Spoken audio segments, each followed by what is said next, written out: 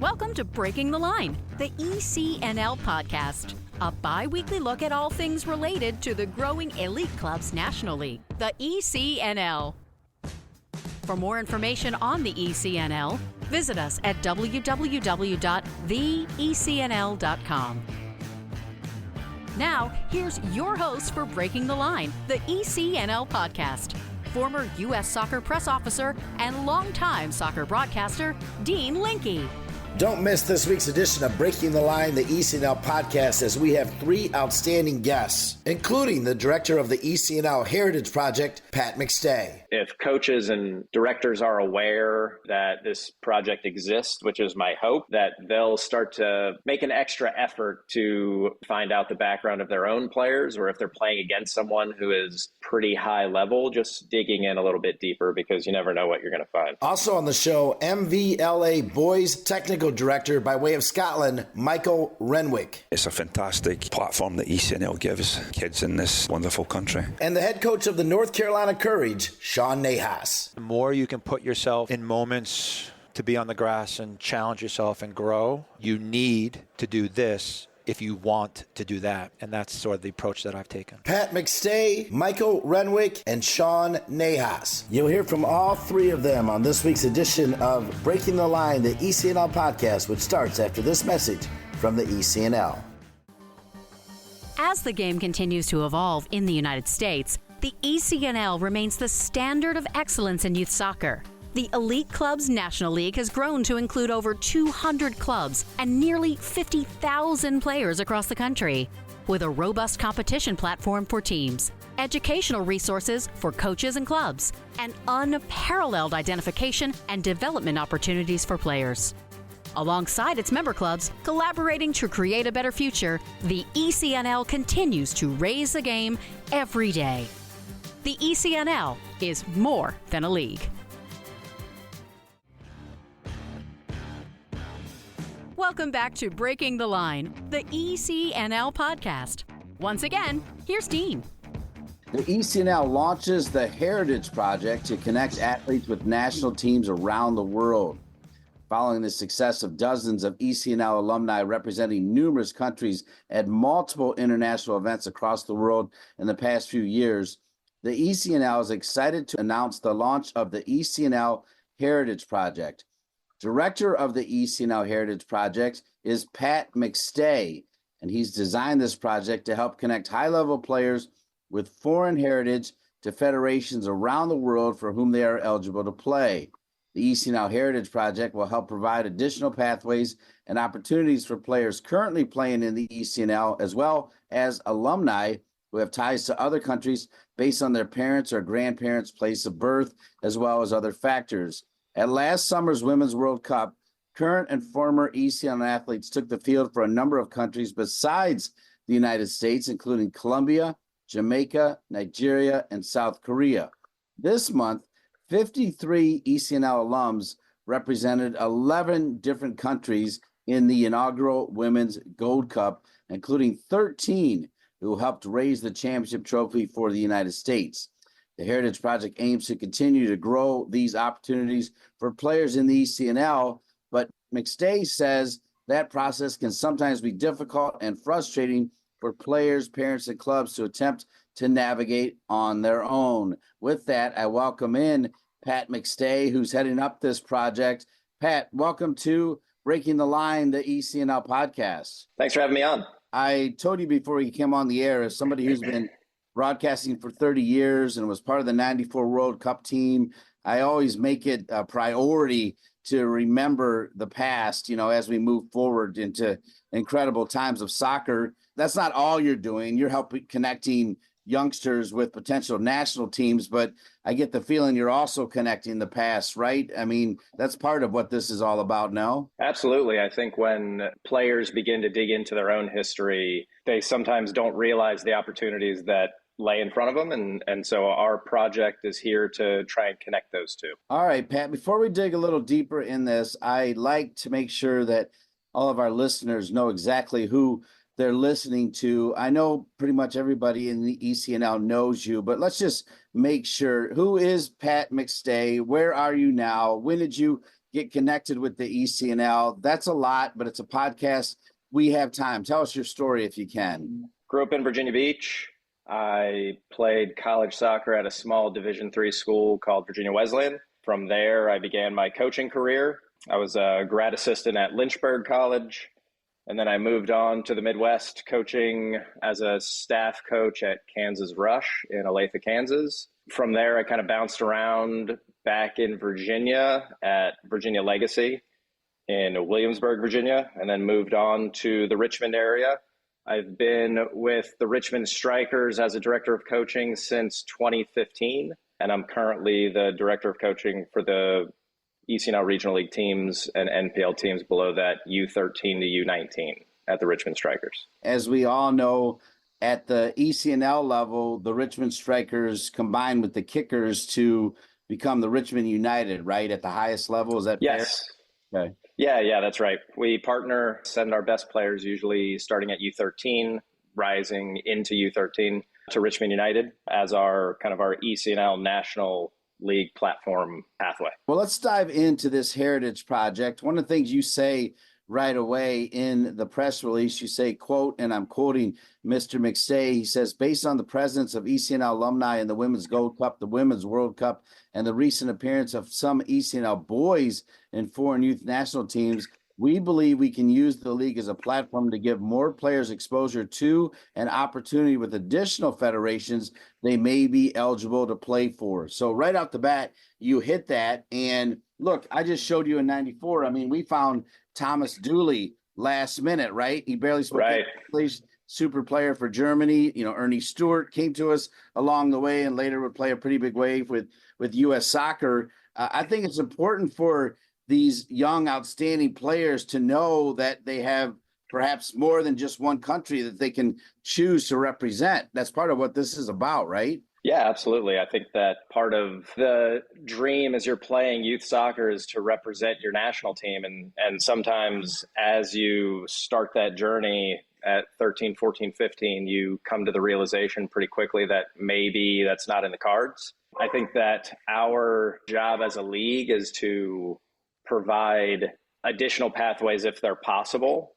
And I think one of the frustrations for me is that when I looked around over the last 12 to 18 months, I didn't see the biggest platforms, which would be the ECNL and a couple other national leagues, with a resource such as this one, where they were outwardly helping players try to potentially get to where they were going. And I think that this is a project that could prove to be very fruitful in the future. Yeah, you say it best in this press release. You say, quote, of course, we want to see the U.S. national team win championships and World Cups in both genders, but there are players in our league who may not be called up to a U.S. team or who may have eligibility with other countries that they would like to explore. Our intent is to provide opportunities for as many players as possible to maximize the potential and to experience the game at the highest possible level. And the Heritage Project is a commitment to do that.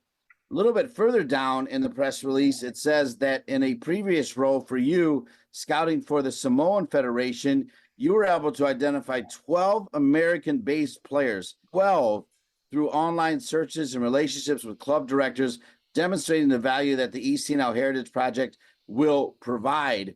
That's back to the USA, so it already shows that it's not just, hey, you go play for Mexico or you go play for Canada. You're even going to find maybe some future USA stars. Yeah, so when I was the U.S. scout for Samoa, I'm currently helping the Cook Islands and the Marshall Islands. The way that we were finding players was very archaic. It was Google searches, figuring out the most common last names in that country, and typing into Google and trying to figure out if there were any American-based players with Samoan heritage, for example. And I had pretty good luck the first 6 to 8 months when I was doing it.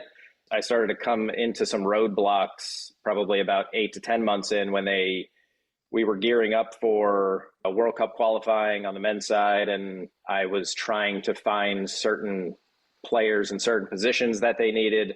And I really was looking for a directory from a couple of leagues that would maybe point me in the right direction, was thinking to myself, this would be great at a national platform level if a person like myself, who was scouting for a national team that wasn't very close, that needed to find needles in a haystack, could go to someone and say, hey, do you have any players that are of Samoan heritage, and could get an answer pretty quickly.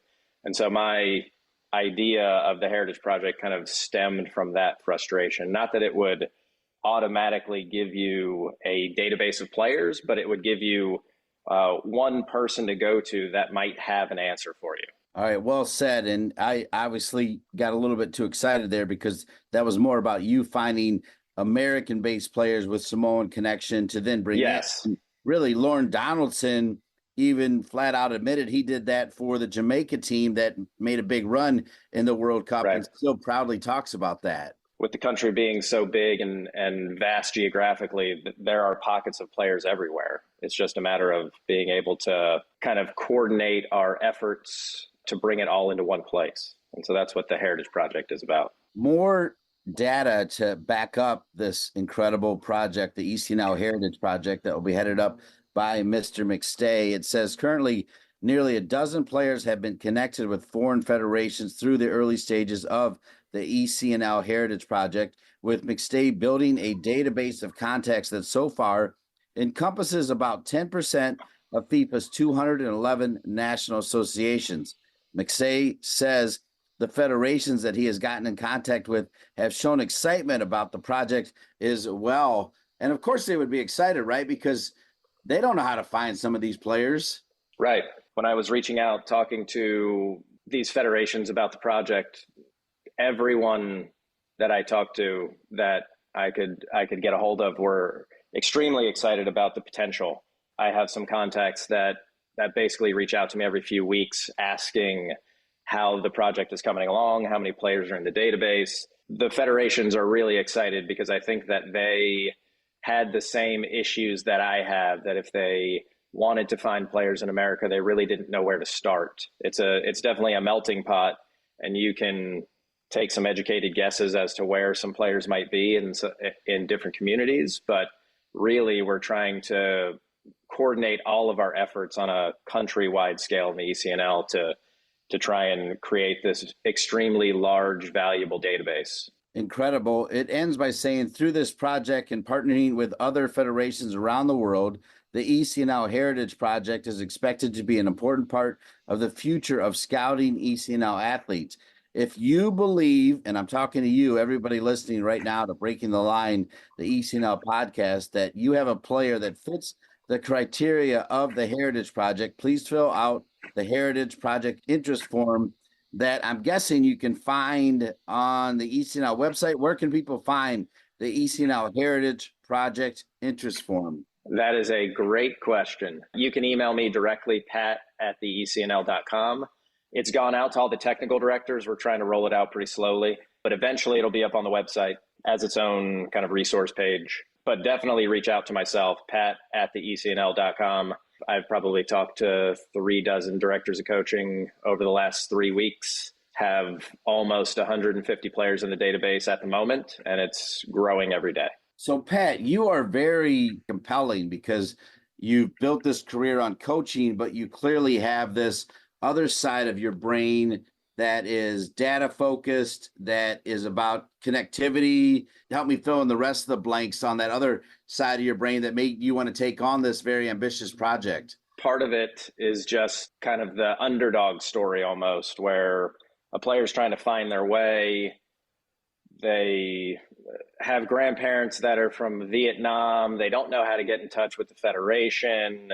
You know, the dream kind of ends there, because if their coach doesn't have a connection or their director doesn't have a direct connection at the moment, then that dream kind of dies. And so my idea was that we're giving everyone kind of an equal opportunity. If you have parents or grandparents that aren't from this country and you dream of representing that nation in a World Cup qualifying, or whatever your dream may be in terms of representing a country, then that's kind of the dream that I'd like to help players fulfill. And the federation will ultimately determine whether or not those players have the ability to do it, but that's not my goal with the project. My goal with the project is to connect them, and then the opportunity is theirs to seize. We're going to take a quick break to visit with some ECNL sponsors, but when we return, we'll have more with the director of the ECNL Heritage Project, Pat McStay. Soccer.com is proud to partner with the ECNL to support the continued development of soccer in the U.S. at the highest levels. We've been delivering quality soccer equipment and apparel to players, fans, and coaches since 1984. Living and breathing the beautiful game ourselves, our goal at Soccer.com is to inspire you to play better, cheer louder, and have more fun. Visit Soccer.com today to check out our unmatched selection of gear, expert advice, and stories of greatness at every level of the game.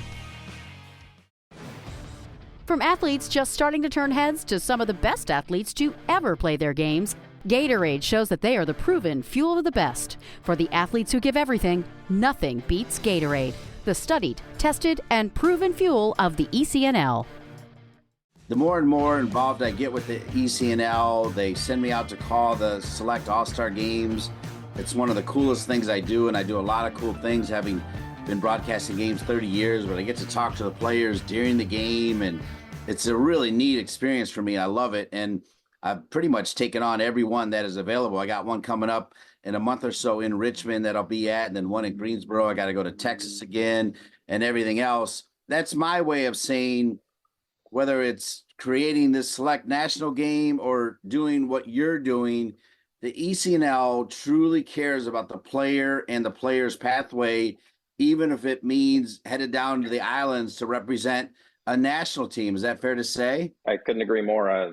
I have not hit a roadblock yet in terms of trying to make this dream project a reality. So they only want to think of solutions. They never think of any of these things as a problem. So anytime that I've brought it up, I've gotten nothing but support, and I'm looking forward to the next 3 years of this project. And to add an exclamation point onto that last sentiment and your answer, it's not like they get a barrel of money for helping a team come up with a player. It's because you truly care about the player. Is that correctly said? Yeah, I mean, it's the player's game, and I think that our responsibility as adults and as the ECNL as a league is to give every player as many chances as possible in the game, and I think that this is just another way to do that. So I'm extremely happy to have partnered with the ECNL and be working for them now with this project.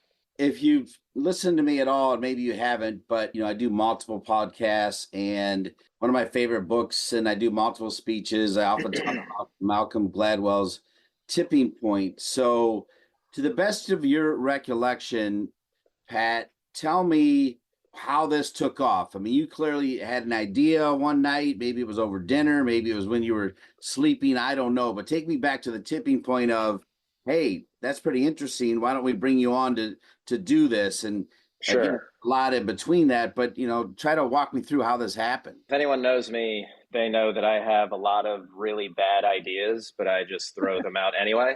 And usually with the first 10 to 15 bad ideas comes a good idea. So as I was trying to juggle this conundrum I had in my head when I was trying to find players for Samoa, I was also kind of voicing my frustration in my office. And it eventually came out in a way that was more of, instead of complaining, a solution, which turned into a project. And so I wrote it all down one night, probably 6 to 8 months ago, and sent it to Jay Howell and said, if this is a good idea, let me know. If it's not, also let me know, and then I'll just stop talking about it.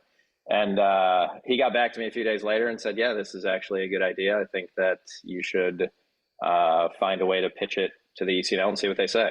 And so that's kind of how the idea came about. It's very similar to what you said. It was not necessarily over dinner one night or in a dream, but I just had this reoccurring idea that started out in my head and ended up as the project. So, well, Jay Howe, when you think of the ECNL, you think of him in the early days, and then you also think of him making a very steady handoff to, the people that are there now. I think Christian was there from the beginning, but Jay's very much part of the beginning of the ECNL. So who did he send you to? Christian?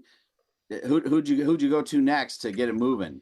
Yeah, so I went to Christian. I kind of sent him the idea via email, asked if we could potentially talk about it. And, 2 or 3 meetings later, we decided that it was a good enough project, well thought out enough at the moment to kind of move forward with it. And so that was the exciting part. And that was about 5 months ago. I'm going to bring up Lauren again because I've had him on this show as well. And told a couple interesting stories about during his time leading ECNL teams. He saw, for instance, a black goalkeeper, and then he was able to kind of catch what he thought was one of their parents near them. And according to him, had a very much Jamaican look, which he would know because he grew up in Jamaica. And lo and behold, he went over, asked the question, and the answer was, yes, in fact, we are Jamaican or partly Jamaican, definitely enough Jamaican where that player could become a part of the team. Right. Are you also doing that as part of this process? I think that I personally get better at it as I watch teams and look at rosters and see last names and can start to make some educated guesses. If every director dove a little bit deeper into their own rosters, I think that they would find that some players have some very interesting backgrounds. I just did it here a few months ago. I was at Jefferson Cup, actually not a few months ago, a few weeks ago. I was at Jefferson Cup and talking to a parent actually about the project. And, they have a pretty, mundane last name that I didn't think twice about. Happened to ask them a question. I found out that the mom's mom, the kid's grandmother, was actually born in England. And it's a pretty high level player. And so, 2 days later, I was connecting them with the English FA. So I think that my curiosity about the project has led me to a few stories like that. I was playing against a club this fall, noticed a player playing center back. It was a U19 girls team. And I asked the coach a couple questions after the game and figured out that she had some Filipino heritage and connected her with the Philippines. And so I think that if coaches and directors are aware that this project exists, which is my hope, that they'll start to make an extra effort, so to speak, to maybe find out the background of their own players, or if they're playing against someone who is pretty high level, just digging in a little bit deeper because you never know what you're going to find.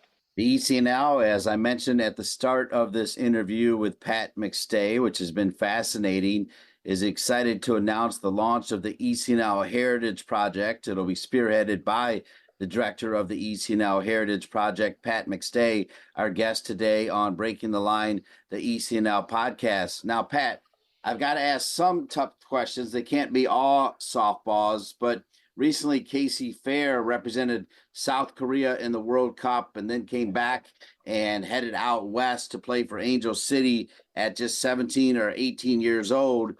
I've seen Casey Fair play. I know the USA team is loaded. She looks to me like somebody that might have enough talent to make the USA team anyway. Sure. So I, as a USA citizen, get a little bit jealous, right, that she's playing for South Korea, not for the USA. Tell me how I agree. Yeah, tell me how I learned to deal with that. As a fan, I think that you hope that the United States has the right people identifying talent. I would say the same thing. I just watched LA play Casey Current the other day, and I would say the same thing about a few other players in the mix at the youth level. So my hope is that making the U.S. aware that this project exists also helps them maybe put more resources into identifying talent or bringing players in earlier or bringing more players in. So it only, what's the quote, iron sharpens iron.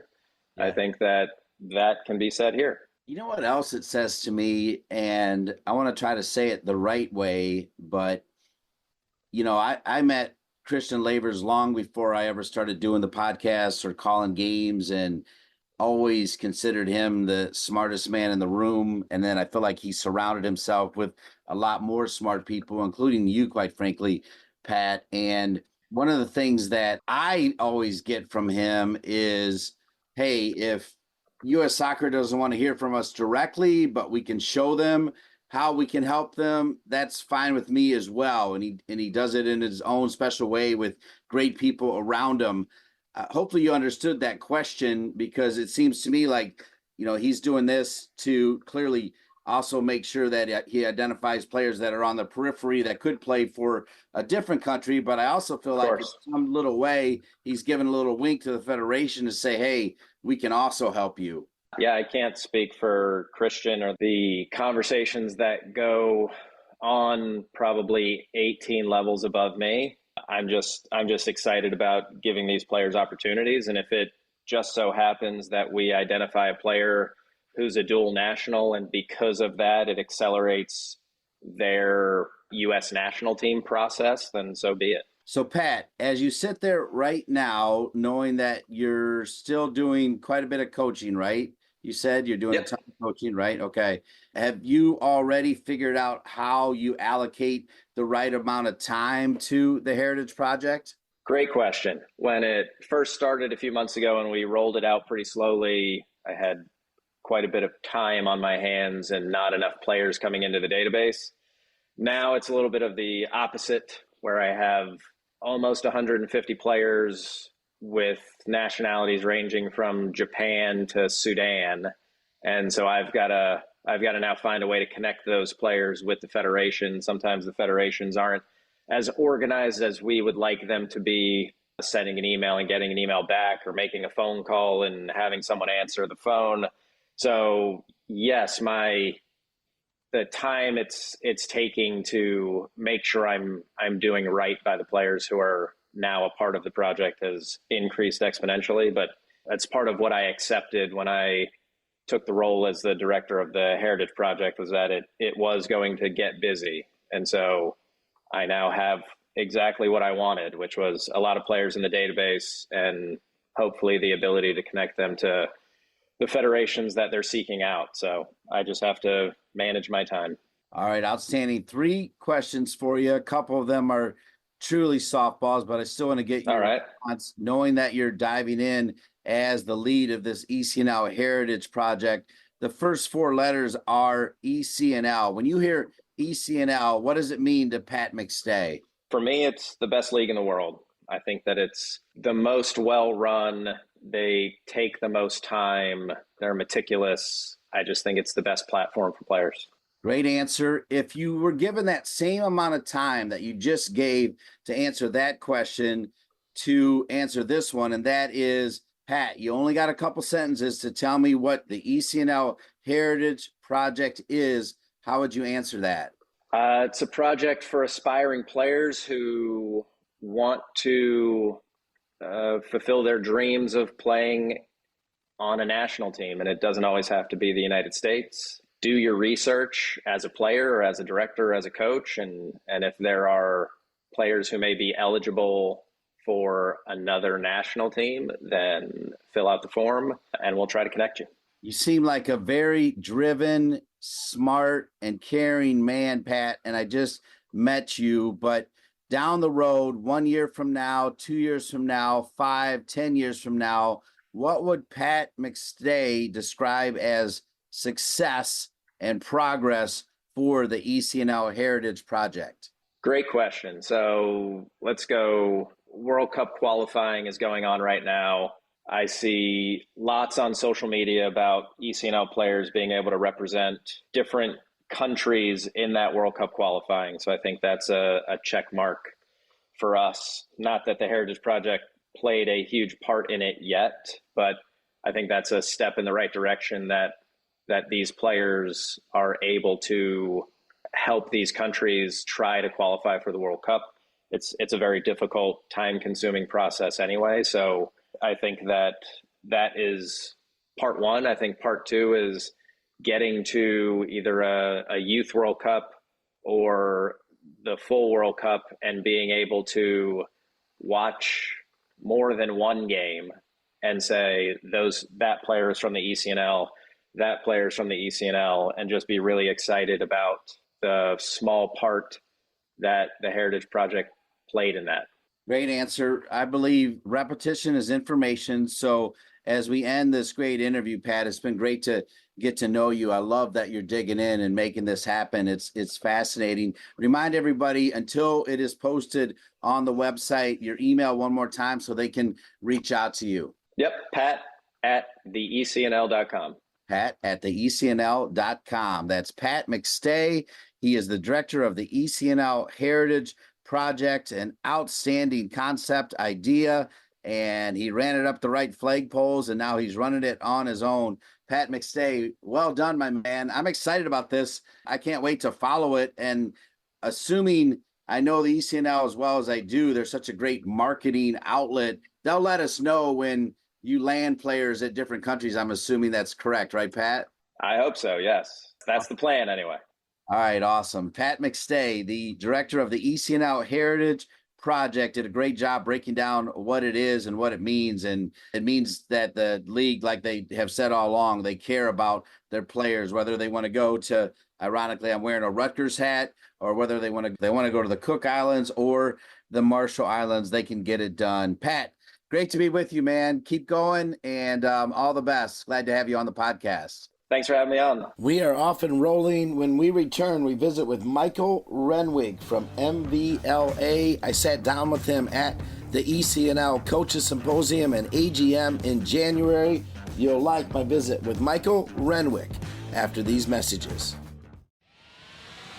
Nike is a proud sponsor of ECNL Girls. Nothing can stop what we can do together to bring positive change to our communities. You can't stop sport, because #you can't stop our voices. Follow Nike on Instagram, Facebook, and Twitter. Welcome back to Breaking the Line, the ECNL Podcast. Amazing evergreen material collected at the 7th Annual ECNL Coaching Symposium and AGM held in Las Vegas. It has been the biggest and best ever held by the ECNL, and we are meeting some of the biggest and best celebrities of the ECNL, and that's why they're on Breaking the Line, the ECNL Podcast. So pleased to be joined by Michael Renwick. By way of Scotland, he is the technical director for MVLASC, and Michael Renwick joins me now. Michael, thanks for being on Breaking the Line, the ECNL Podcast. Thank you for having me, Dean. One of the things that I like to do if you listen to the podcast is I like to make sure everybody hears your story. You have that wonderful Scottish accent. We talked before we came on the air about some ties I have to some people from Scotland, and I always make the natural assumption that everybody in Scotland knows everybody in Scotland, and you knew some of them. But, Michael, tell me your story. When you grew up in Scotland, did you play over there? When did you come to the United States? What made you come to the United States? What clubs did you end up to? And then how did you eventually end up at MVLASC? Look, that's a lot, but it's a podcast, so we have time for you to tell us your story. Do you mind doing that for us? Absolutely. I was a kid like any other kid in the country. I had dreams and aspirations to forge a career as a professional soccer player. And as we all know, the stats are very low on who goes on to achieve that. But, soccer was my passion as a child from, when I was able to walk, I was kicking things, and that was just probably a genes thing that was passed through my father. Scotland's a little bit different, it's like a religion, the game of football. It was the only thing I was interested in as a child, was kicking a ball around, and I was introduced to football at an early age. It's not got the organisation that the game has in the world nowadays. It was straight into 11 versus 11, and I was at a very young age, and I just had to figure things out. And obviously I had a talent that was recognised as I started to develop through the age groups. I think I was around 13 at the time when I first ventured into the professional, as it's known now, the academy system. And I was approached by Dundee Football Club to go and train 2 days a week with their selected group. They had Dundee's an hour north of where I'm located in Edinburgh. So they had a training centre in Edinburgh where the best players that were identified from the Edinburgh area would go and train at Dundee, or for Dundee, should I say. And that was the start of me being identified by pro clubs. I'd play from a boys' club prior to that, which was Hutchison Vale, which is a very successful boys' club in the Edinburgh area, or in Scotland actually. Very successful, the number of players that they've produced that have gone on to play professional football. That was the start of it in terms of the professional exposure. I was at Dundee, who wanted me to sign a schoolboy form at that time. I was highly discouraged to do that by my parents. They wanted me to explore as many clubs as I can from the professional aspect. So I didn't sign the schoolboy form, although I wanted to. And I then experienced Dundee, Hibernian, Hearts, and then Brighton and Hove Albion would fly me down in the school holidays to go and train with the youth apprentices at that time. I just had a great exposure to different clubs and different experiences and different environments. And when I came to leaving school at 15 years old, I had multiple offers from different clubs to make it. It was decision time. And Hibernian then came in when I was 15 years old and offered me a youth professional, or a YTS at that time, youth training scheme, to be a 2-year contract as a youth professional. And it was a hometown club. There's 2 clubs in that city. And I must say that I was a little bit torn because I had such a fantastic experience by going on the school holidays to train at Brighton. And that was where my heart was to try to go there. Brighton at that time, it was the 2nd division before the Premiership then took off in 1992, I believe. I think it was 1991. And Brighton were in the 2nd division and they'd made the playoffs to try to get to the old 1st division and were beaten by Notts County in the playoff. But I had such a wonderful experience going there. I was treated very well. I was highly thought of by the coaching staff there. So that was pulling me in one direction. But at the same time, Hibernian is a big club in Edinburgh. I eventually made the decision to go to Hibernian. So that was the start of my professional journey. I was 15 years old. I was going into a working environment with seasoned professional players. And it was a culture shock to me. You know, all of a sudden you're a top-level youth player, now going into training with 25, 24, 26-year-old seasoned professionals. I used to go home every evening, and I used to go to bed. I used to think I'm a million miles away from where I need to get to. And I could not see light at the end of the tunnel. It was just very, very challenging. And I say that in terms of the whole environment of being exposed to adults. Being taken out of this comfort zone as a kid to be thrown in and treated like an adult, the way you were spoken to, the way you were expected to play. You know, there was no biological understanding of, as a 15-year-old kid going to play against 25, 26-year-old players in the reserve team. It was sink or swim. As I said, for the first 9 to 10, 11 months, I used to think to myself, I'm a million miles away from where I need to get to. And then I think when I got to 17, the light bulb came on, or the switch just flicked. I thought, now I see a little bit of progress. And I did. I made my first team debut away at Kilmarnock on the last day of the season. There was 2 of us from the youth team made their debuts then. That was in, I'm going to say that would have been about 1993, where I made my first team debut in the last game of the season. And then that was really the start of it. I had 9 years at Hibernian, made wonderful friends, wonderful experiences, and you know, there was a lot of ups and there was a lot of downs. And that's just part of the journey that I've then took on to my coaching experience, that, you know, there's a lot of more negatives than there is positives if you become an elite athlete. Unless you're at the really, really, really top end with, you know, I mean, there's only so many clubs that can be successful on the world stage. The Real Madrids, the Man Cities, and the Liverpools. The rest of the clubs, you know, there's a lot of downs in the game rather than the experiencing the high moments and the successful moments. And again, that shaped me in terms of my own personal career and the character that I had to develop with being a local kid that come to play for their hometown club, and a lot of criticism that came that way. Glad that you, even at a young age, kind of realized that you were going to, kind of have to fight through it to find it. And then at 17, you did. So when did you pop over to the U.S. and where have you been before you arrived at MVLA? So prior to coming to the U.S.,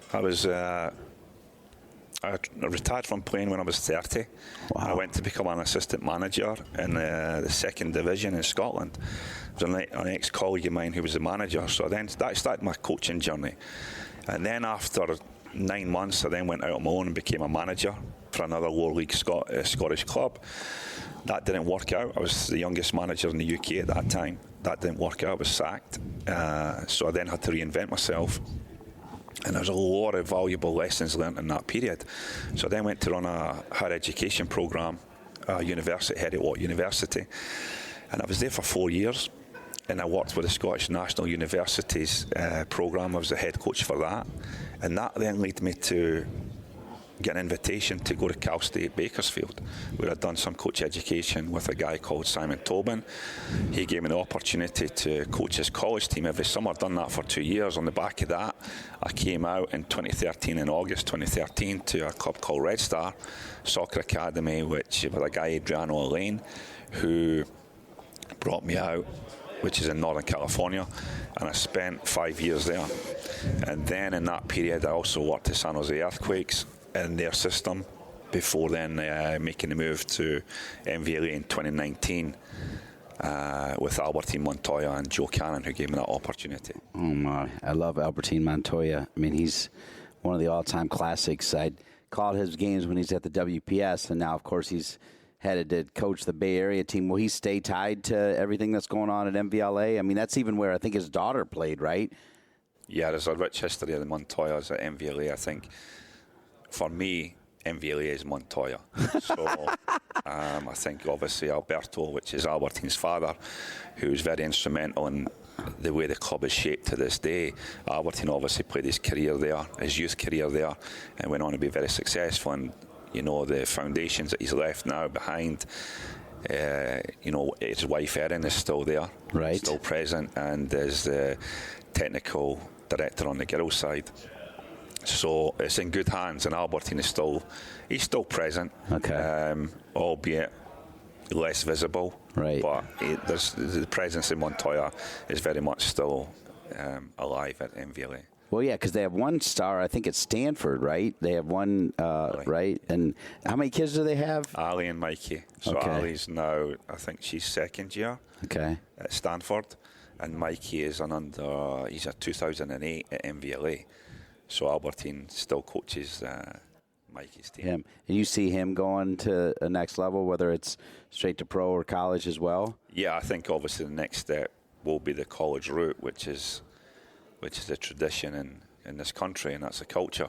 So yeah, I fully expect that to happen, that he will follow in Ali's footsteps and go into the college games. A very talented team that Albertine has developed there. There's a lot of players that on that team that can go on to bigger and greater things. Well, Michael, I'm so glad that you credited that M for Montoya, but remind us what MVLA does stand for, if you don't mind. So MVLA is Mountain View Los Altos, which is two cities in the Silicon Valley, Mountain View and Los Altos. And I think it was around 1972 where both of them, the two names amalgamated, and then it formed Mountain View Los Altos Soccer Club. And then I got to believe, based on everything that the Montoyas have done, that, and I know, you said you joined there around 2019, but I got to believe that MVLA was one of the originals with the ECNL. If not one of the originals, they joined pretty quickly. Do you know enough about their history to know that, particularly on the girls' side, they stepped up right away? Yeah, so I know they were very instrumental. Albertine is a big driver of ECNL. Yeah. As the history was in the girls' side, that's when it started in 2009, I believe. So they've been very successful. They've created developed a number of talented players that have gone on to play for the national team, yes, our youth national teams, and D1 colleges, and as well as national championships. And that was, a lot of that success is down to the Montoyas. Erin, who I think, quite get the recognition that she probably deserved, because I think of Albertine. Yeah. But, Eddemann's very much instrumental, but Albertine, very successful in his own right. So a lot of rich history at the club on the girls' side, and obviously when the boys' side developed in Northern California, Albertine was a huge driver for that. Yeah. I think Erin went on to a really high level, and I think, I may be wrong here, but I think Marguerite Alazaza, if she didn't play there, she helped coach there, and of course all she did is win a national championship in her first year at UCLA. I'm right about Marguerite being tied to MVLA as well, am I not? Absolutely. She played on Albertine. Albertine coached her. Okay. And I do remember the stories of Albertine sharing, when she was just a little girl and she was picking little flowers in the grass, and now you look at where the journey she's been on since then is quite astonishing, to now to win a national championship there with UCLA, and that coaching journey started at MVLA. So again, it just shows you the mentoring that the guys have done, the Montoyas have done for Marguerite, and the rest of us that are following in that pathway. Michael, it's clear that MVLA SC doesn't need an NWSL team to be great. They've done it for years without it. But the fact that it is back and Albertine's involved, what a nice outlet for all of the talent you have there. If they can get to a game or two a year. Do you agree with that sentiment? Absolutely. I think the women's game has changed dramatically from a professional aspect. And I think it's just growing and growing. And to have a club, that now obviously we have the San Jose Earthquakes on our doorstep for the male side of the game, to have that for the female side is huge. It does provide now a clear pathway or opportunity, shall we say, for those that that show that necessary skill level and application, that there is a pathway to a local pro club. Mm-hmm. And it'll be interesting to see how that shapes up in the coming years. Yeah, I can't wait at all. Your background is great. I'm glad you spent some extra time kind of breaking it down. To be fair, I mean, you still look like you're 30, so the fact that it was after 30 when you came over here, Michael, says a lot about, I think, how much you love your job, because I always feel like the people that look the youngest are the ones that love your job. Is it fair to say you love your job? Thank you for the compliment. It might be the California lifestyle. That doesn't hurt. So, I mean, football's been my passion. As I said, the journey I was on as a kid, whether I'm a professional or whether I was, back home just being a volunteer, I'd still be involved in the game somehow, just because of my upbringing and my, the culture that is in the UK it's like a religion. I've been doing this a lot with our guests, and I'm usually just looking for one or two sentences. Sometimes folks do it in even 5 words. It's totally up to you. But when you hear these 4 letters, particularly based on your vast experience, including overseas at Scotland, tell me what it means to you, Michael. Those 4 letters are ECNL. I think what it says is elite. The first thing that comes to you is elite. And then obviously the club, the National League. And I think, for me, the big thing is about being elite. And I always stress that to the kids and the boys that I coach, that, to be at this level, you have to be elite in everything you do. The way you carry yourself, you represent not only your family name, but the logo that's on your chest. And I think that's very important, that elite, when you're playing in an elite environment, that you have to carry yourself as an elite athlete. And I just think, the ECNL facilitates that for our clubs, that allows us as technical people to then try to develop these elite athletes that can go on and share maybe the journey that I have been on throughout my youth to my adult career just now. So, I think it's a fantastic platform that ECNL gives the kids in this wonderful country. Well, we're always glad that we find the right people that make their journey over here and then get at the right place. Obviously, MVLA SC has a tremendous history. You broke it down so eloquently. The technical director for MVLA SC, Michael, great to have you on Breaking the Line, the ECNL Podcast. Thank you so much for being a part of the show. Thank you, Dean. Thanks for having me. Take a quick break and we'll come back with the head coach of the North Carolina Courage, who also was a keynote speaker at this year's ECNL Coaching Symposium and AGM in Las Vegas, Sean Nahas, head coach of the North Carolina Courage, when we return. The ECNL is pleased to announce Quick Goal as the official goal provider and partner for ECNL Girls and ECNL Boys, a new partnership created to support the growth and development of the country's top players, clubs, and coaches. At all national events, including national playoffs and national finals, the Quick Goal Coaches Corner will provide hospitality and social space for ECNL Girls, ECNL Boys, and collegiate coaches. Quick Goal will also be the presenting sponsor of the National Championship winning ECNL Girls and ECNL Boys Coaches of the Year and the ECNL Girls and ECNL Boys Goals of the Year. Quick Goal looks forward to helping the ECNL continue to elevate the standards of youth soccer and provide more opportunities to players on and off the field in the coming years. Welcome back to Breaking the Line, the ECNL podcast, part of our collection of interviews for all of the speakers that participated in the 2024 ECNL Coaching Symposium and AGM in Las Vegas, the biggest and best they've ever had. Over 750 ECL coaches, DOCs, CEOs, you name it. They were here, and the speaker list was off the chart. Over the last several weeks, you've heard from some of the great speakers, and I'm so glad that Sean Nahas was one of the key speakers. If you know me, you know that I know Sean well. Sean just finished his second season as the head coach of the Courage in the NWSL and signed a 3-year extension for the future, which is just outstanding. Prior to that, he was an assistant coach for the Courage from 2017 to 2021, helping them to multiple league championships while also holding director roles with the then-named Capital Area Soccer League, now NCFC Youth, and the NC Courage Academy since 2004.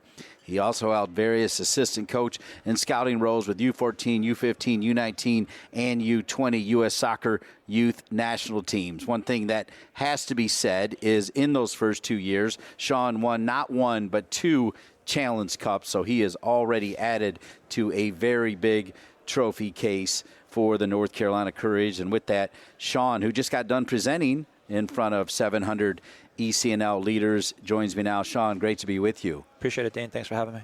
Yeah, Sean, you very much controlled the room. Your presentation was powerful. Let's start with that. Did you have a name for the presentation or kind of a general scope of what you were trying to talk about in the presentation? What did you call it?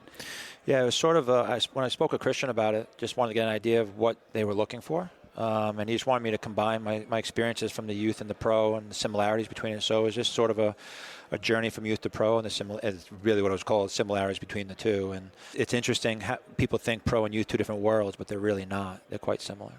You know, well, you maybe don't know everybody, but you know almost everybody in that room. And not all of them would admit that they want to, be you and do what you do, but a lot of them would.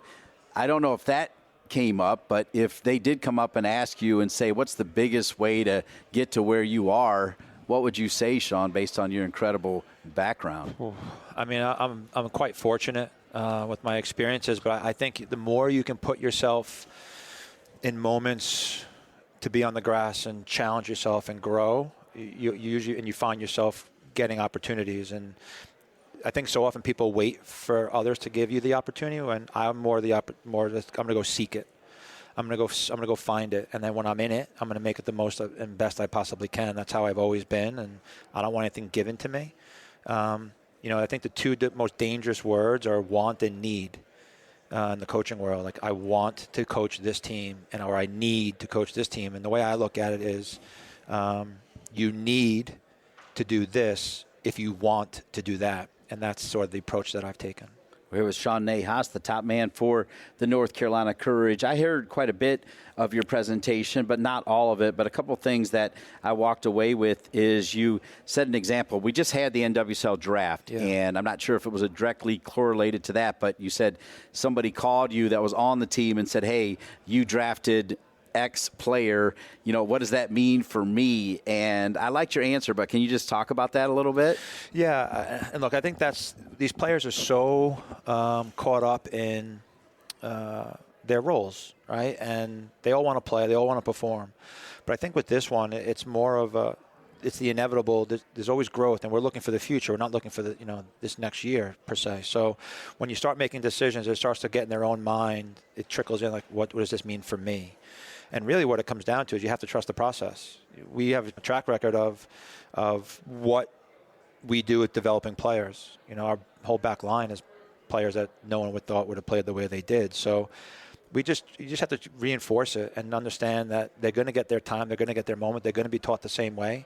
And as long as we live by that, then that's all that matters. And then really when they get the opportunity, it's what they do with it. So it's a tough sell for sure, but it's one that we welcome. You're hearing Sean Nahas, the top man for the North Carolina Courage. Another thing you said, and part of it was during your youth days, coaching as you kept coaching up and building your way all the way up to now leading the North Carolina Courage, is don't come to me with problems. Come to me with a resolution to the problem. I like the way that sounds. Can you expound on that?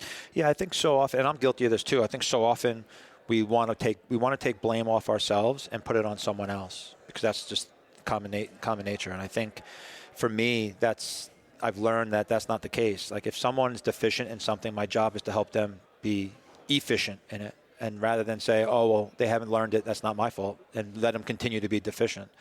Because that, to me, deficiency shows an opportunity. And when you have opportunity, I may be the person, or you may be the person that can light something in that opportunity, that all of a sudden this player becomes something they never knew. And it's the example I gave of Ryan Williams. Like, she never thought that she would be fitting in my style or our style of play. And I said, well, I guess we're never going to know unless you trust the process. And, she felt that maybe these are certain areas, and now look at her. You know her. I mean, she's one of our best players. So, yeah, you can't, if there's a problem, help fix it. Don't continue the problem. That's how I am going these days. Bouncing around to different layers of your presentation, which was really well received. I mean, really well received, Sean. So, thank you. So well job. Yeah, my pleasure.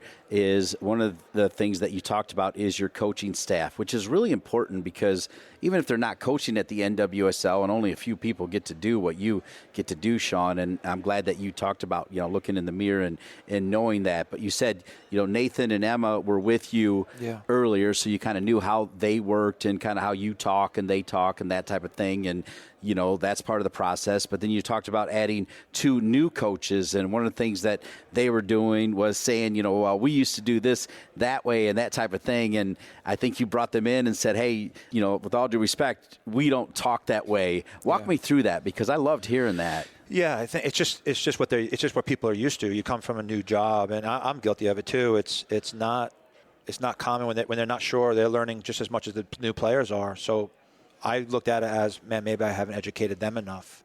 And then the conversations kept going, well, we used to do this, we used to do that. And I just said, no, it's what we do here. It's no longer what used to happen, it's what we do here. So this is what we do, and it's important that verbiage is being said, is spread across, because if there's any deficient area where the players can seep in, because the players will read right through it. And it wasn't anything guilty, like it wasn't anything that was purposefully done. It was just common. So once they saw it and adjusted it, it was easy. But my staff's tremendous. We didn't have any success this year without my staff. So yeah, you say that a lot. What is it about your staff that makes you say that and mean it? Well, one, they got to deal with me, and I'm a perfectionist. I strive for greatness. I want to catch excellence and chase perfection, and that's just my common nature. I think that's how I've been brought up. But they understand me, and well, kind of, but they're great with the players. They're how they teach. They're football coaches, and they study it, but they believe in what we're doing, and I think that's so important to have as a staff. And their roles are still evolving, but it's becoming a lot easier to give things when they do the job that they do. That's a very endearing answer. I'm not sure when this one will drop in comparison to my interview with you with the United Soccer Coaches Podcast, Sean. As you know, I wear lots of hats and love what I do, including being the voice of the North Carolina Courage when they have local games. I love every time, and I get excited every time. But, when you sat with me, one of the things that I took away with it is you did say, because I said, hey, man, Christian Lavers is really pumped about you being there. What's going on, man? You're out there and you're making things happen. And you talked about looking in the mirror, and I wasn't totally sure what that meant, but it sounded great to me. And I was so excited and enthusiastic about that interview. You mentioned a little bit here during your conversation, but I mean, that's a lot, Sean. You just were you did the draft, you did Podcast Row, you were all over the place, and now you're here. What is it about today's Sean Nahas, now in his third year of the North Carolina Courage, that wants his message to be heard? Yeah, I mean, you know me, I don't like the spotlight. I don't like, it's just, I mean, me and my brother are the same way. Like, we just stay on the periphery. But I think the success we had this year, I just started to catch wind of how it showed to people. And, there's other ways to do things. And if we keep giving in to the norm, then how are we ever going to grow as a country in terms of football? So I think I've also just become more confident in who I am as a coach. I think the 2021 year was a real eye-opener for me. 2022, much because of the players and how they were so coachable and the things that they took on, made me really feel like I knew what I was doing. Not that I never did, but I just felt more comfortable. I felt trusted more, and to see the way the game showed out and the way we played and the style of football that we played and some of the data points that we showed up there, it's like, okay, we did something pretty cool, and I want that to be heard because I want to help grow the women's game. I don't want to be stuck in the past, so that's why I started doing this stuff, and I love doing it. All right, so let's take a dive into that. And you've probably answered this question in different forms, and more importantly, the way you've kind of answered it is scoreboard. You've said, look at the scoreboard. But, the North Carolina Courage lost a lot of big-time players almost on purpose. I feel like you kind of saw what you needed to see, and we're kind of moving on. And then all year long, you had to listen to people like me, although I didn't say this, and by the way, I want to thank you for the way you treat me on those calls. You're always very nice to me, by the way. I love that. I hope that means I'm asking smart questions. Yeah, no, all good. All good. But, you kind of, in your own way, did say scoreboard. I mean, how can you explain envisioning getting rid of all those veterans, bringing in who you wanted to bring in, keeping the core of the team, making a big deal out of naming Denise O'Sullivan, my favorite player, the captain, and then being able to come all the way back and say scoreboard, because there you were. You won the Challenge Cup and you were knocking on the door. I mean, you were right there ready to win it all. How did you envision all of that? I mean, if you listen to the doubters, you don't envision anything. Okay. And I think, unfortunately, the audio didn't play in the video, but it was all the pundits saying I pick them to finish 12th. I pick them to finish 12th. They've lost their whole back line. Those same people are saying, I can't believe you guys have kept all your draft picks. We love them.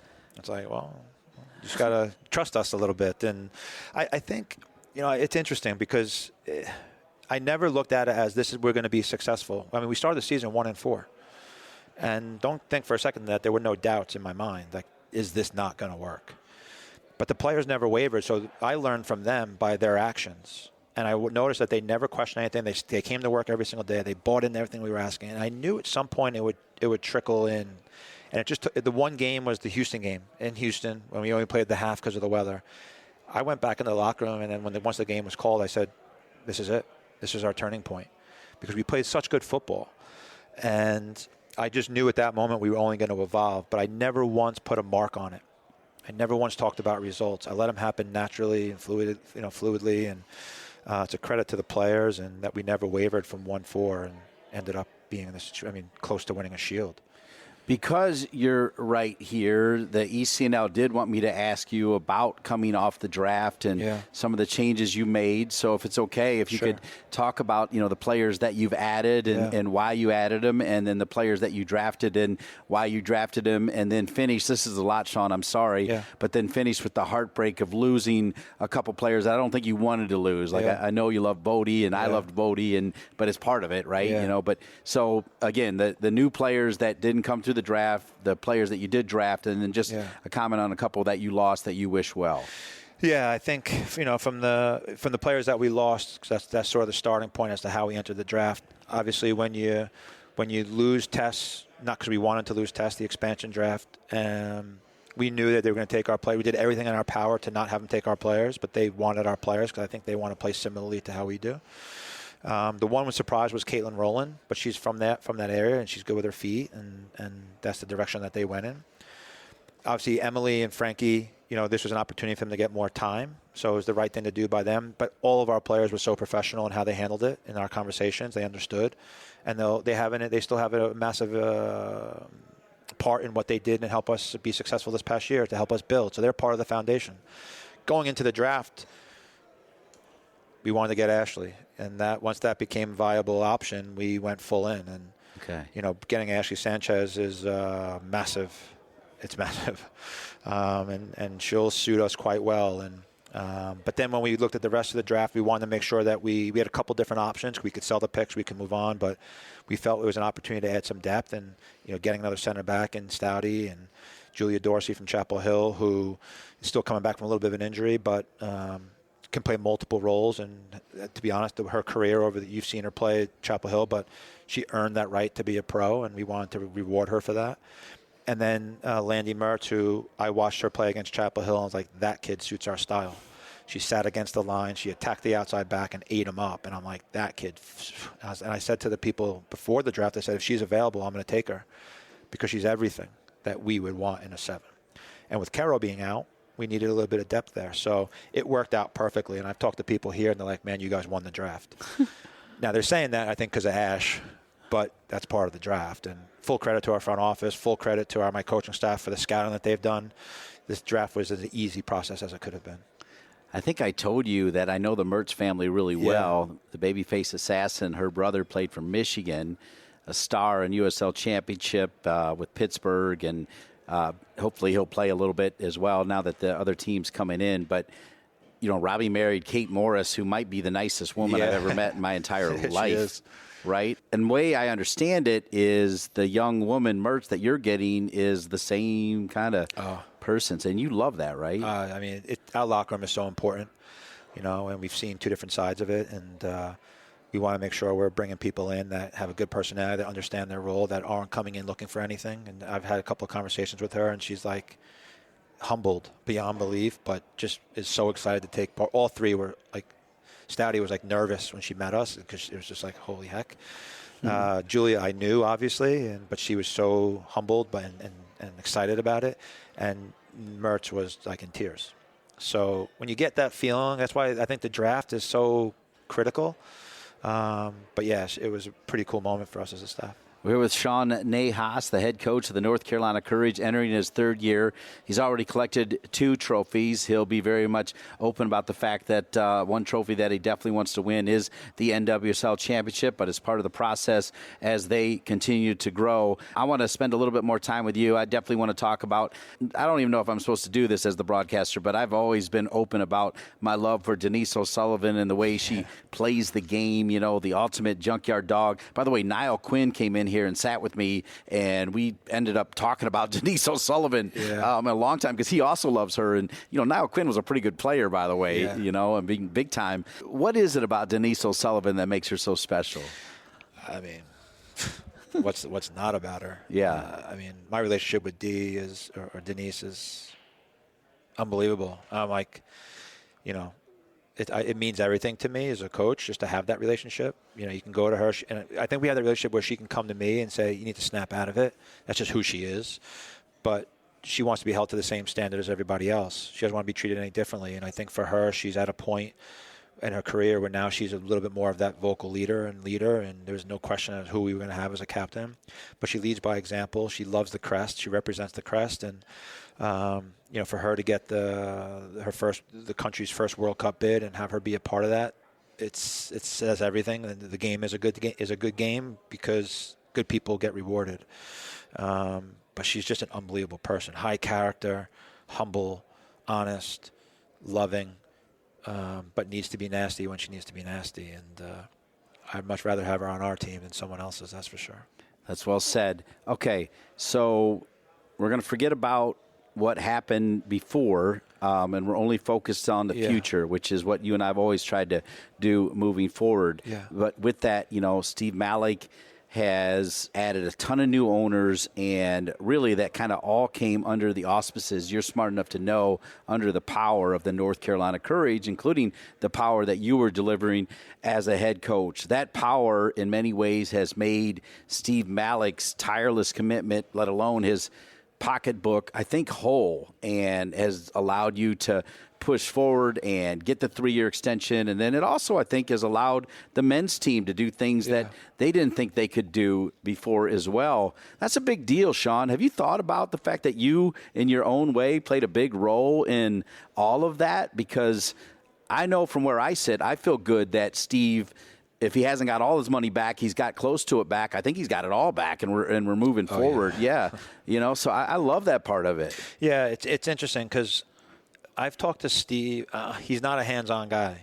Like, he lets us do our job, and we go to him when we need to go get answers and certain things. But I've probably talked to him 5 times, like in like great detail, and it's usually after we won, or it's around the draft time and making player decisions. He doesn't, and I appreciate that about him. He's honest with me, and I feel fortunate that he's entrusted me to lead this club into the future in this 3-year deal, and there's no place else I want it to be. Even if there was some other interest, I never wanted to leave North Carolina, at least not that at this stage of my career. But when you get that trust from somebody and you explain your vision, and these are the areas that we need to improve on, and he's like, okay, go do it, but do it within this area, makes our life easy. And you look at this. Look at the signing we had today with Feli Rausch from Germany. That was on no one's bingo card. Right. Right. So he's excited, but he also knows that we need some things to improve on. He's done that for us. All right. So I want to spend the final 5 minutes, because you're here as a presenter at the ECNL Coaching Symposium. Youth soccer has meant so much to you. You devoted your life to youth soccer. When you look at the power of the ECNL, when you know that 75% of the players that were in the College Cup are from the ECNL, 14 players from Florida State were from the ECNL, what does Sean Nahas say about what the ECNL continues to mean to the youth soccer landscape, and more importantly, where you sit as a head coach in the NWSL? Yeah, it's a platform. It's the best platform for youth women's footballers. And I say that because so many people say they look at it as, clubs, ECNL developing players and this and that. And I'm like, the ECNL is providing a platform for players to develop. What the clubs do with those players is completely up to them. That's where the development happens. And if you develop properly, then the platform is there for them. If you don't develop properly, then it's no one else's fault but the individual club. You can't blame a league platform for a development process. So it's really looking at yourselves internally and saying, okay, well, these are the areas. We're in this platform. We know it's going to be competitive. How are we going to improve? How are we going to develop our players so that when they're in that platform, now they're ready to go? And I think what they've done for I started originally with I think it was the Red Bull League back in the day. I don't know if I'm allowed to say that or not, but and then I was just talking to Christian after my presentation. He's like, to think where we started from. I was like, it's a credit to you guys, the work you've put in, all the chaos that you've taken on, and you stood by it, you believed in it, and I always say this: if you're a part of something, like all these clubs are a part of the ECNL, there's no reason why you should say anything other than positive things to help it grow. Otherwise, don't be a part of it. That's how I look at things. Yeah. Otherwise, you're a part of the problem that you're complaining about. Yeah. So are you in it so that you can say I'm a part of an ECNL, or do you trust the platform that's in place? Because if you trust the platform in place like you should, then you're going to help it grow to be something really special. And the fact that they're having a symposium for just their coaches, what other league is doing that? So it's a credit to the staff, and I'm friends with all these people. But to see where it started and where it is now, they should be really proud of it, because anyone that's been a part of it should be proud of it, because they had a small piece in it, but they've done something really special. Because you've been so gracious with your time, I want to loop it back to what has been a consistent message from you all season long. And I talked to you about it as well at the other symposium, where you were not afraid to look into that camera and say you need to come out and support. And here's my tie-in. So you're talking about this platform, right? Yeah. And they continue to evolve. I think part of that evolving needs to be watching the best of the best. That means, quite frankly, Sean, going to the North Carolina Courage games to see them play. That's my way to tie in, give you the mic to say once again why it's important, not just one game here or there, but to continually have, 8, 9, 10,000 people watch the North Carolina Courage. Yeah, I mean, look, I said it in my podcast at the convention. It's the risk, and I've said this all the time. Every time I'm in front of a business or something, I always say this. The risk is not by investing in women's sport. The risk is by not investing in women's sport. So get yourselves into the crowd. Like, the past happened, we understand, but we've done enough to prove that we're trying to build something special. Don't be a fan of individual players. Be a supporter. Like, I don't like the word fans, because fans waffle. Supporters support. Fans pick and choose. Supporters support. That's why when you talk about Europe, it's supporters. You never hear fans. You don't. Because they support. You could be at the bottom of the third league, and that's a 12,000 seat stadium. It's packed out every time. So if supporters, I always try to equate this. If I'm standing on a ledge and I fall, it's that trust thing, right? And I have my supporters there. I'm expecting them to catch me. If I'm a fan and I'm not happy with that person, I'm going to say, I don't really care. Let them fall. And supporters will always be there no matter what. They'll always be there to lift up. And, I think support beams, like you think about housing, you think about all this stuff. That was part of my presentation piece, was constructing a house, support beams, all that stuff. Well, it's the same thing with supporters. So you need to get into the stands, because once you come in, you'll never leave. We had a fan, Dean, I know I'm going a little bit longer here, but. No, you're great. There was a fan that just moved to Cary, North Carolina last year, never seen a women's football game. Back onto the field, and behind the bench, we had just won. And he says, Coach, I just want to say something to you. I'm like, okay. So I go behind if you see our stadium, but I go behind our seats. And he's like, I just bought season tickets. I'm like, and I'm thinking, he's like, I just moved here, but everything I just saw, I love football, and I've never seen a women's football game, but I just bought season tickets because I love the way what you guys are doing. And that right there was it. So, like, if you get there, yeah, we have faults, but help us improve those faults. And I think it's a special place. It's a special, unique situation that we're doing, and I want everyone to be a part of it, because we can make something really, really great. Well, you've been incredibly successful, and I know that's going to continue. I want to congratulate you on the well-deserved contract extension. I can't wait for the season to start, and really like the fact that not only were you at the United Soccer Coaches Symposium, but that you were one of the keynote speakers at the ECNL Coaches Symposium. Sean Nahas, the top man for the North Carolina Courage. Great to have you on the ECNL podcast. Thank you, sir. Thanks, Dino. What a great show with great guests. I want to thank all of our outstanding guests. Also want to thank Ashley Willis, Andrea Wheeler, Ryan Bothman, and all the great people at the ECNL. My producer, Colin Thrash. For each and every one of them, I'm Dean Linke. We'll see you in 2 weeks for another edition of Breaking the Line, the ECNL Podcast. Thanks for listening to Breaking the Line, the ECNL Podcast. For more information on the ECNL, visit us at www.theecnl.com. And if you have a suggestion for the show or a great idea for a guest, please email us at info@theecnl.com. Breaking the Line, the ECNL Podcast, is an ECNL production. ECNL, more than a league.